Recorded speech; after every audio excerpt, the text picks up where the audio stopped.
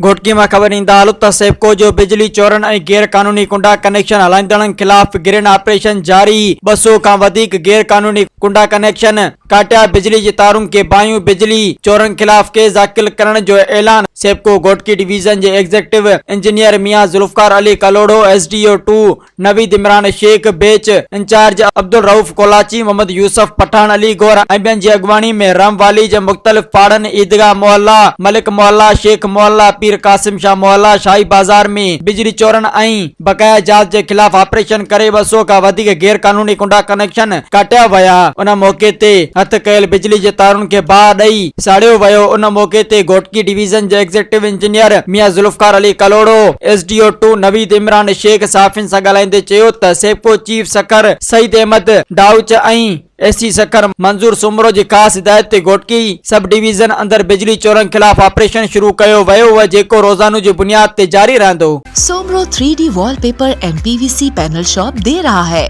सबसे अच्छी सर्विस, बेहतरीन क्वालिटी के आला मयार वॉलपेपर और सीलिंग खूबसूरत डिजाइन और कलर्स में दस्तयाब है। हर किस्म के PVC वॉलपेपर्स और सीलिंग लगवाने के लिए हमसे राब्ता करें।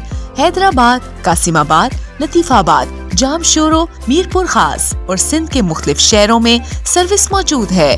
Soomro 3D wallpaper and PVC panel. राब्ता नंबर रंजन अली सोमरो 0333 370 2516, व्हाट्सएप 0333 370 7886। मज़ीद ख़बरन ऐं तफ़सीलात लाइ विज़िट कयो असांजी वेबसाइट www.awamiNewsHD.com ऐं ॾिसंदा रहो अवामी न्यूज़ HD।